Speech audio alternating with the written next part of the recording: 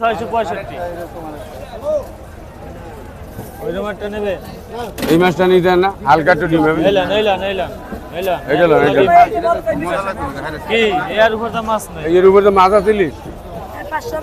500 হবে কত করে 460 বড়টা এটি 2400 কয়টা নেবেন মাছ নেবেন এই যে নিচে আছে দেখ কত দেবেন কোন একদম কইয়েন 2000 আছে আমি নিলে কিনবো 2200 দেবো হ্যাঁ 2150 এই মাছ